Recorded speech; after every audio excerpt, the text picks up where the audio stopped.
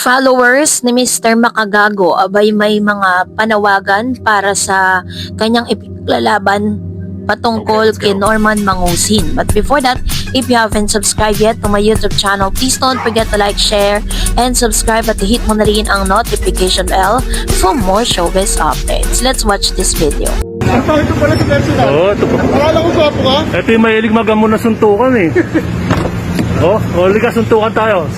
Labas. Tara, labas ka dyan, boss. Suntukan tayo. Ayaw mo matama ka sa online ka lang pala. Halika. Hoy, suntukan tayo. Tangina mo.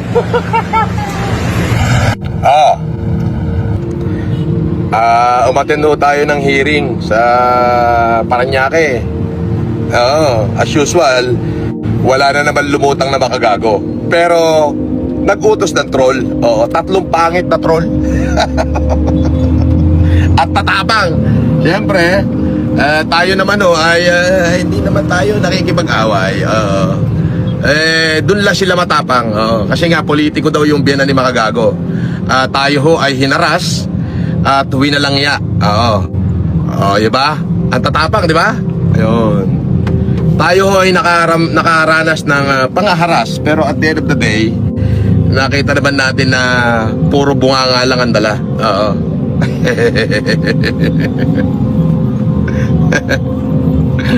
Ang dala ay puro bunganga.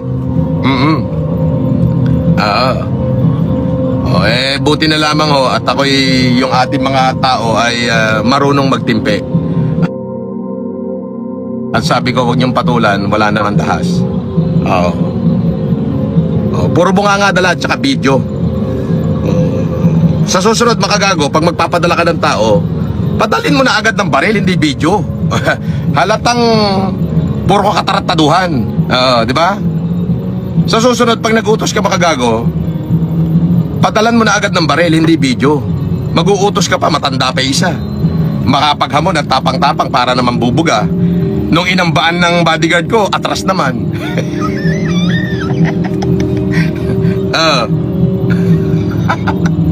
Di ba?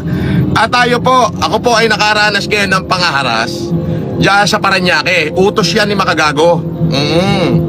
Siyempre nga naman, politiko yung pamilya niya dyan eh. So, tayo ay nakaranas ng pangaharas paglabas natin. Dangan nga lang tayo ay marespeto sa City Hall, marespeto. Nagtrending kamakailan lamang ang ilan sa mga videos kung saan itong si Mr. Norman Mangusin aka Francis Leo Marcos ay hinamon ng ilan sa mga galit na galit dahil po sa kanya mga pinaggagawa. So dahil po dito, ito po yung ginawa ni Norman. Gusto ko nga yung girian niya ako. Wag bunganga, giri. Kasi marespeto ako sa korte. Hindi ako magpapakita ng kapangahasan sa korte. Pero pagka inambaan niya ako, giniri niya ako, ibang usapan yun. Yung umamba siya. Di ba? Para may paglamayan sa amin dalawa. Ako o siya. Ganun lang yun. Para may paglamayan sa amin. Umamba siya. Kasi pag di siya umamba, wala, bunganga lang. Kabastusan lang yun sa korte. Di ba? Huhuy! Hey!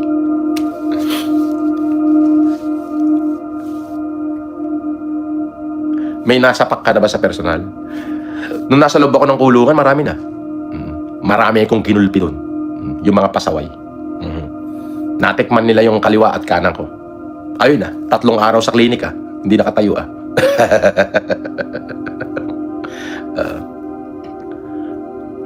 Alam mo, ang puwersa sa panahon ngayon, huwag mo na lang ilabas. Kapag nilabas mo yan, tuluyan mo yung kalaban mo. Ganun yun. Either makipag-areglo ka or pagdusahan mo kaysa naman habang panahon ka may kalaban.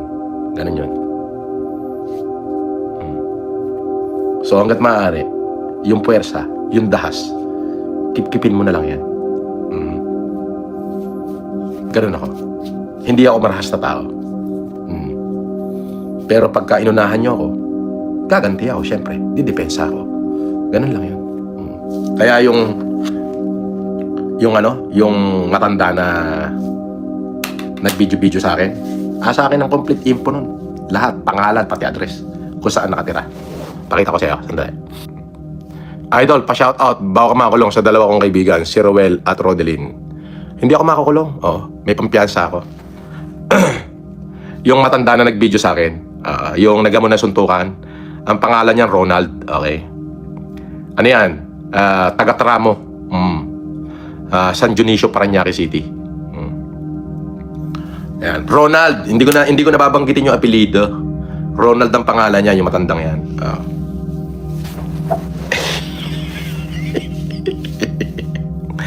Sunod, Mang Ronald, pag pumunta ka, magdala ka ng baril o panaksak. Ambaan mo ko para makita mo yung hinahanap mo. Ganon dapat. Hindi puro bunga nga. Ha? Sabi ko sa'yo, tahimik lang ako. Kaya kong kunin information mo. Pati bahay mo kung saan ka nakatira. Alam ko, nasa akin na full info. Tahimik lang ako. Pero kung gusto kong gumalaw, ay dapat may naglalamay na sa inyo. Pero hindi ko gagawin yon.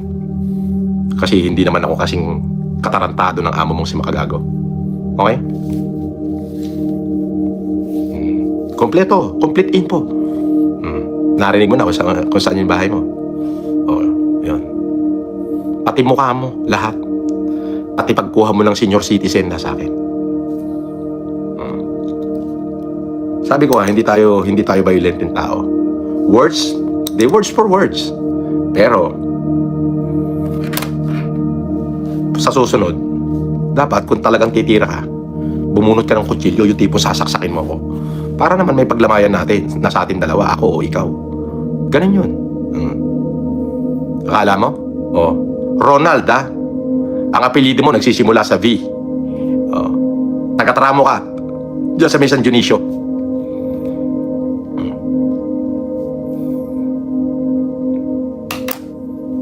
Kung ako sa'yo, huwag mo na ulitin yun. Baka magsisi yung pamilya mo, baka magsisi ka pa. Sa konting halaga, isusubo mo yung buhay mo.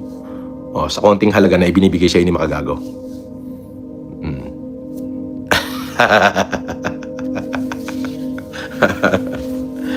Di ba? Ronald na matandang gurang. Hinawi nga lang ng driver ko yung kamay niya.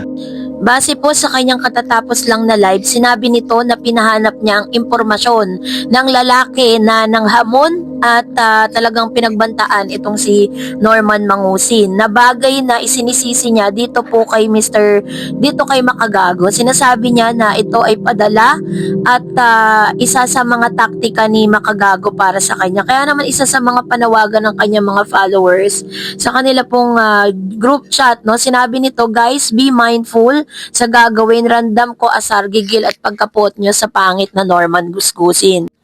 Pero hindi natin tinotolerate na saktan nyo siya sa legal way tayo kalma. Pero kung yung gagawin nyo may mga consequences na kung sino man ang gumawa. At syempre si Boss MG na naman ang sisisihin, which is very true. 'Di ba? So imbis na tama yung pinaglalaban nitong si Makagago patungkol sa kanyang pagwasak no dito po sa mga ginagawa nitong si Norman Mangusin or aka Francis Leo Marcos, sa di umano'y pang-scam niya daw sa ilang mga OFW, parang medyo mawawalan po siya ng kabuluhan kung gagawin nga naman ang lahat ng ito. Kasi once na may nangyaring masama kay Norman Mangusin, syempre si Makagago po ang unang magiging suspect niyan at masasabing mastermind sa lahat.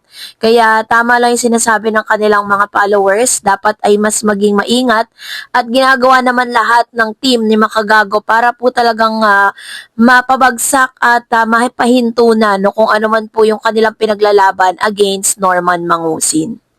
And that's it for today. For more videos and updates, please don't forget to like and subscribe, and please don't forget to follow my Facebook page, DarEds TV and DarEds channel.